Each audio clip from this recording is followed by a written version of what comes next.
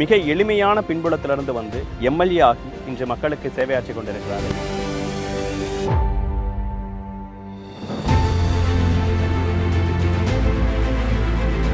இங்கே எல்லாரும் வந்தாங்கன்னா உட்காந்து பேசுகிற இடம், சின்ன எம்எல்ஏ ஆஃபீஸ் மாதிரி. என்ன சொந்தக்காரவங்கெல்லாம் விலகிட்டாங்க. எம்எல்ஏ ஆனதுக்கு அப்புறம் உதவி செய்வாங்களான்னு எதிர்பார்க்குறாங்க. அவ்வளோதான், அவங்கள்ட்ட வருமானம் இல்லையே, அவங்களுக்கு போகிறதுக்கு வருது தான் கரெக்டாக. நிறைய பேருக்கு வந்து சம்பாதிக்கணுங்கிறது தான் ஆம்பிஷனாக இருக்கும். உங்களை மாதிரி மக்கள் பணியாற்ற ஒருத்தட்ட கேட்குறேன், அந்த பணத்தின் மேலே ஈர்ப்பு இல்லாமல் போகிறதுக்கு என்ன பண்ணணும்? இயல்பான வாழ்க்கையை வாழ்ந்தாலே ஒரு எங்கள் அப்பா இப்படி தான் வாழ்ந்தார். நான் அடுத்த கட்டத்துக்கு இப்போ கொஞ்சம் வளர்ச்சி அடைஞ்சிருக்கேன். நான் கொஞ்சம் இப்போ நல்ல வாழ்க்கை தான், என்னுடைய வாழ்க்கையை இப்போ திருப்தியாக தான்.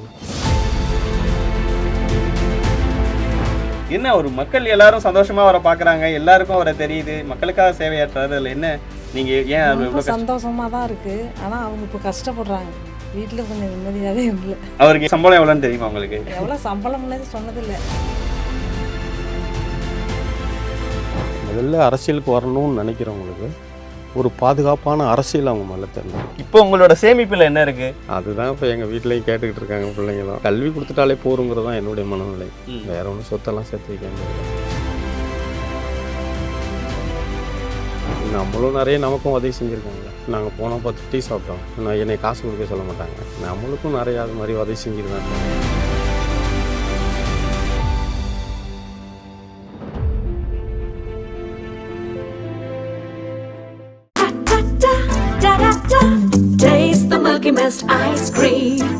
Milky Mist ice creams.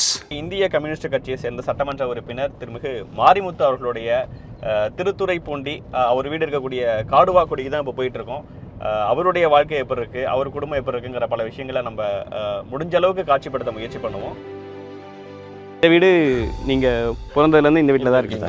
இப்போலேருந்து இதே மாதிரி குடிசை இருந்ததுங்களா? இல்லைங்க, அப்போ வேற சின்ன வீடாக இருந்தது. இப்போ அதுக்கு பிறகு கொஞ்சம் பெருசு, கொஞ்சம் எக்ஸ்டெண்ட் பண்ணி இங்கே எல்லாரும் வந்தாங்கன்னா உட்காந்து பேசுகிற இடம் இதாங்க, சின்ன எம்எல்ஏ ஆஃபீஸ் மாதிரி. ஆமாம், தண்ணியில் தான் உட்காந்துக்கணும். சரி, இதான் எங்கள் வீடு, எங்கள் பிள்ளைங்க இருந்தாங்க.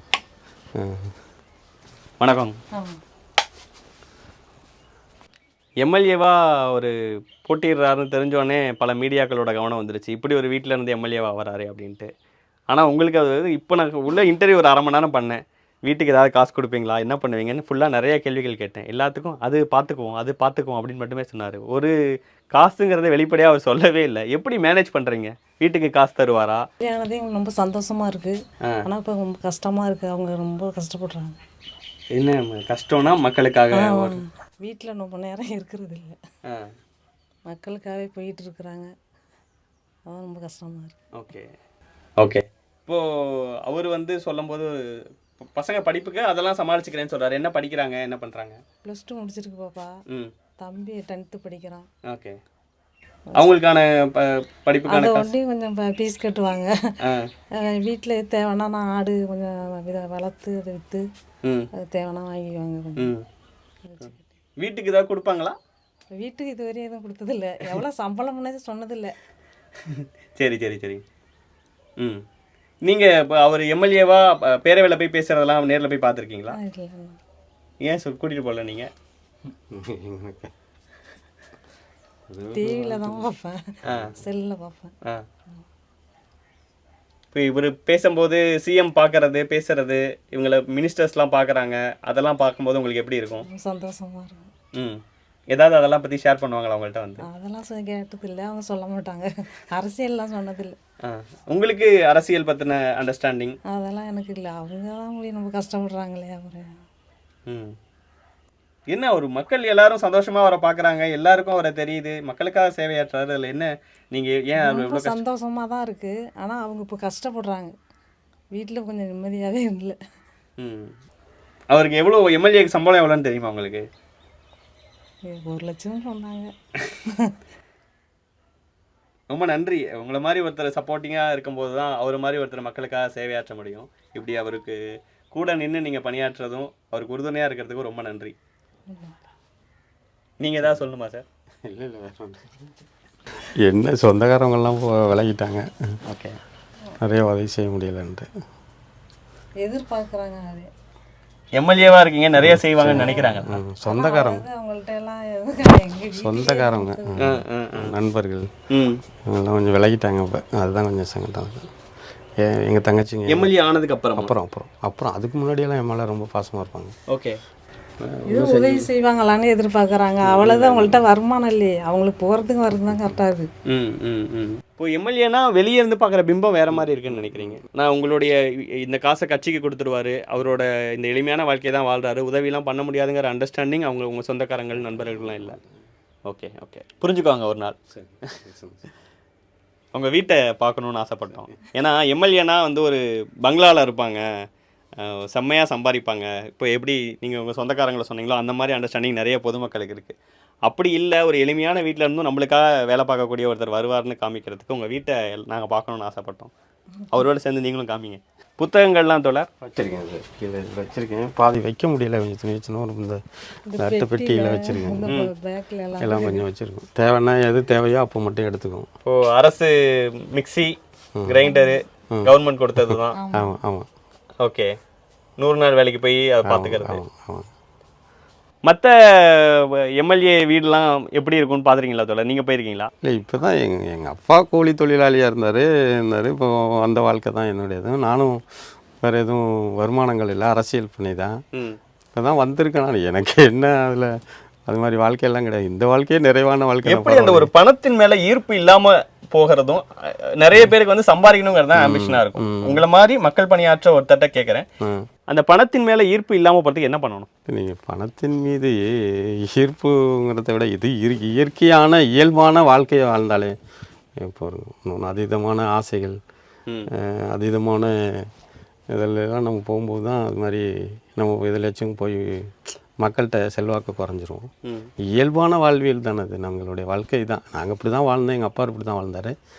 நான் அடுத்த கட்டத்துக்கு இப்போ கொஞ்சம் வளர்ச்சி அடைஞ்சிருக்கேன். நான் கொஞ்சம் இப்போ நல்ல வாழ்க்கை தான், என்னுடைய வாழ்க்கையே இப்போ திருப்தியாக தான் இருக்குது. எனக்கு எங்கள் பிள்ளைங்களுக்கு நல்ல கல்வியை கொடுக்கணும் அப்படிங்கிற, குடும்பத்தில் தேவையான உதவிகள் செய்யணும் அப்படிங்கிறது, அதெல்லாம் இப்போ குடும்பத்தோட கவனமும் எனக்கு இருக்குது. நான் கொஞ்சம் இப்போ நான் திருப்தியாக தான் இருக்கிறேன். இப்போ முன்னாடியோட நாங்கள் இப்போ கொஞ்சம் வளர்ச்சி தாங்க. இது வளர்ச்சியான வாழ்க்கை தான்.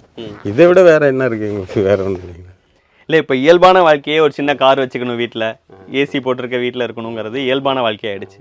ஆனால் இதுதான் இயல்பான வாழ்க்கைன்னு ஒரு எம்எல்ஏ சொல்கிறதுங்கிறது நிறைய பேருக்கு புது அனுபவமாக இருக்கும். கம்யூனிஸ்ட் கட்சியை பார்க்குறவங்களுக்கு இதுதான் எங்களோட வாழ்க்கைங்கிறது தெரியும். வெளியிலேருந்து பார்க்குற பல பேருக்கும் இது வந்து ரொம்ப ஆச்சரியமான ஒரு விஷயமா இருக்கும். அவங்களுக்கு இயல்பாக நான் சொல்கிறது தேவை, அடிப்படை இன்னைக்கு காரு தேவைன்னா அவங்களுக்கு ஏற்கனவே பொருளாதார பின்புலத்துலேருந்தே வர்றாங்க. ஏற்கனவே அவர்களுக்கான சப்போர்ட்டிவ் இருக்குதுங்க. அவங்களுடைய மூதாதையார்கள், அவங்களுடைய பெற்றோர்கள் அவருக்கான உழைப்பு அதில் பயன்பட்டுருக்கும். அவங்களுடைய இப்போ இருக்கிறவங்களுக்கு பயன்படுது. அதை வச்சு அவங்க ஒரு இயல்பான வாழ்க்கைக்கு அது காரு, வீடு, ஒரு அப்படிங்கிறது அதுங்க. எனக்கு இதுதாங்க, இதுதான் இயல்பான வாழ்க்கை. எங்கள் அப்பா அப்படி இருந்தார், அடுத்தது நான் அப்படி இருக்கேன். இது இயல்பானது தாங்க.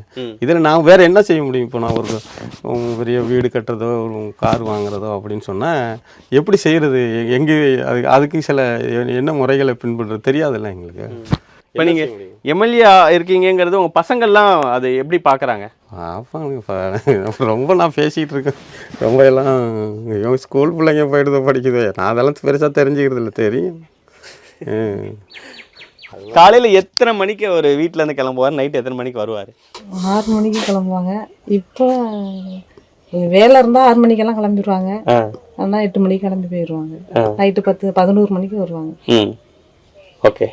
வீட்டுக்காக டைம் ஸ்பெண்ட் பண்ணுறது, உங்கள்கிட்ட பேசுறது, மக்கள் மக்கள் மக்கள், கட்சி கட்சி கட்சி, அது என்னைக்காவது நீங்கள் தோணியிருக்கா சார் உங்களுக்கு? நம்ம வந்து கொஞ்சம் வீட்டோட இன்னும் கொஞ்சம் டைம் ஸ்பெண்ட் பண்ணணும், வீட்டில் இன்னும் கொஞ்சம் இருக்கணும் அப்படிலாம் தோணியிருக்கு? அப்படியெல்லாம் ஒன்றும் தெரியல. கட்சி ஆஃபீஸ் போனால் திருப்தியாக இருக்கும், தோழர்கள்ட்ட பேசுகிறோம், பிரச்சனைகள் இப்படி தான். அப்படி அதே மாதிரியே வாழ்ந்ததுனால இது ஒன்றும் பெருசாக இல்லை. வந்தால் போனால் நைட்டு பேசிகிட்டு இருப்பேன், சாப்பிட்ற டைம் தான், அவ்வளோதான்.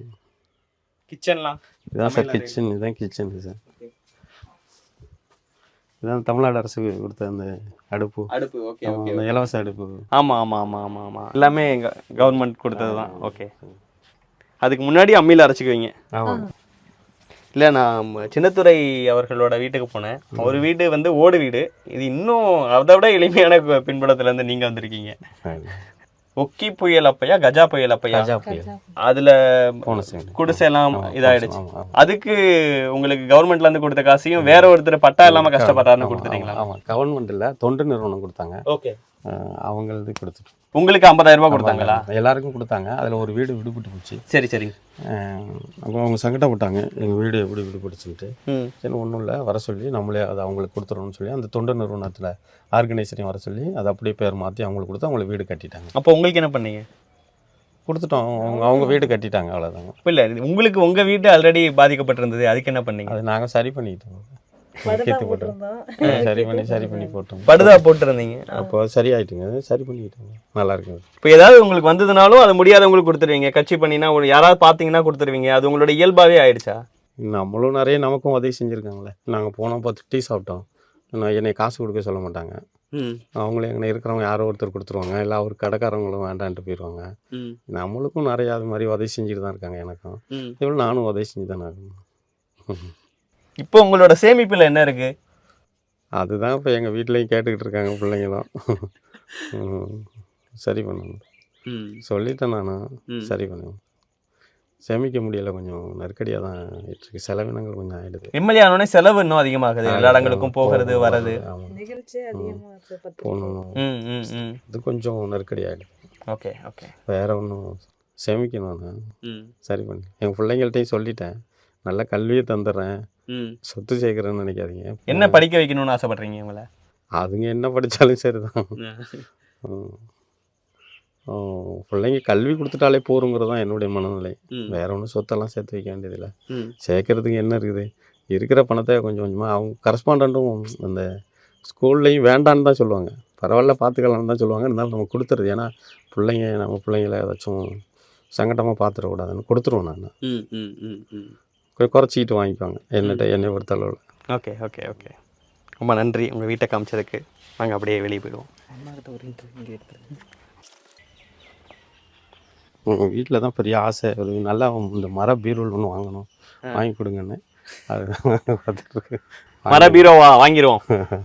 அது கொஞ்சம் வந்து டேமேஜை உடஞ்சிருச்சு. அது அரசியலில் ஈடுபடணும், மக்கள் பணியாற்றணும்னு நினைக்கிறாங்க. ஆனால் எனக்கு பின்புலம் இல்லை, அதனால் எனக்கு இந்த வாழ்க்கையெல்லாம் தேவையில்லை அப்படின்னு சில பேர் பேசுகிறாங்கல்ல, அவங்களுக்கு நீங்கள் ஏதாவது சொல்லணும்னு நினைக்கிறீங்களா? அது வந்து இன்றைக்கி ஜனநாயகத்தில் அது மாதிரி நினைக்க வேண்டியதில்லை. முதல்ல அரசியலுக்கு வரணும்னு நினைக்கிறவங்களுக்கு ஒரு பாதுகாப்பான அரசியல் அவங்க முதல்ல தேர்ந்தெடுக்கணும். இப்போ பாதுகாப்பான அரசியலை தேர்ந்தெடுக்கிற போது அந்த அரசியல் மக்களோடு போராட்ட களங்களில் இயக்கங்களில் இருக்கிற இது போன்ற கம்யூனிஸ்டுகள் இயக்கம் இருக்குல்ல, இது சாமானியர்களையும் கடைகோடியில் இருக்கிறவங்களையும் அரசியல்படுத்தி அவர்களை அரசியல் தலைமையில் உயர்த்துறதுக்கும் மக்கள் செல்வாக்கை பெறுவதற்கும் அந்த அரசியல் மிக இளைஞர்களுக்கு பெரிய பலன் அளிக்குது, பக்கப்பலமாக இருக்குது. அது போன்ற அரசியல்களை தேர்ந்தெடுத்து வருகிற போது சாமானியர்களும் நீங்கள் நினைக்கிற மாதிரி எல்லா இடங்களுக்கும் வெற்றி பெறலாம். பணமோ சமூகமோ அரசியலோ அது ஒரு பெரிய பெண்புலம் கிடையாது. இப்போ அடுத்த கட்டமாக அரசியல்லையும் சரி, நீங்கள் எந்த இடத்துக்கு போகணுன்னு நினைக்கிறீங்க? அது நான் முடிவெடுக்க முடியாதுங்க, கட்சி தலைமையும் மக்கள் தான் முடிவெடுக்கணும். இப்போ எம்எல்ஏ ஆகணும்னு கூட நீங்கள் எதிர்பார்க்கலாம். ஆமாங்க, அது அவங்க முடிவெடுக்கிறது. நான் நினச்சதுனாலேயே ஒன்றும் வெற்றி பெற முடியாதுங்க. அதுக்கான அடித்தளம் நான் சார்ந்திருக்கிற அரசியல், நான் சார்ந்த அந்த அரசியலை பின்பற்றுகிற மக்கள் எடுக்கிற முடிவு தான். மிக ஒரு எளிமையான வீடு, அப்படி ஒரு இடத்துல இருந்து வந்து நம்மள மாதிரி ஒருத்தர் எம்எல்ஏவாக இருக்காருன்னு நினச்சி நிறைய பேர் வந்து குறைகளை சொல்கிறாங்க. அந்த குறைகளை தீர்க்கறதுக்காக நம்மளை நம்பி தேர்ந்தெடுத்துக்காங்கன்னு அவர் போயிட்டுருக்காரு. ஸோ அதனால் நீங்கள் கஷ்டப்படாதீங்க, நீங்கள் சப்போர்ட் பண்ணுறதுனால தான் அவர் பல பேர்த்துக்கு சப்போர்ட் பண்ணிகிட்டு இருக்காரு, பல பேருக்கு உதவி பண்ணிக்கிட்டு இருக்காரு, எங்கள் சார்பாக போய் சட்டமன்றத்தில் பேசிக்கிட்டு இருக்காரு. உங்களுடைய சப்போர்ட்னால தான் இது எல்லாமே நடக்குது. அதுக்கு ரொம்ப நன்றி. நீங்கள் கஷ்டம்லாம் படாதீங்க, பெருமைப்படுங்க. ரொம்ப நன்றி உங்களுடைய வாழ்க்கை குறித்து பல விஷயங்களை பேசினதுக்கும் இவ்வளோ நேரம் உங்கள் நேரத்தை கொடுத்ததுக்கும் ரொம்ப நன்றி.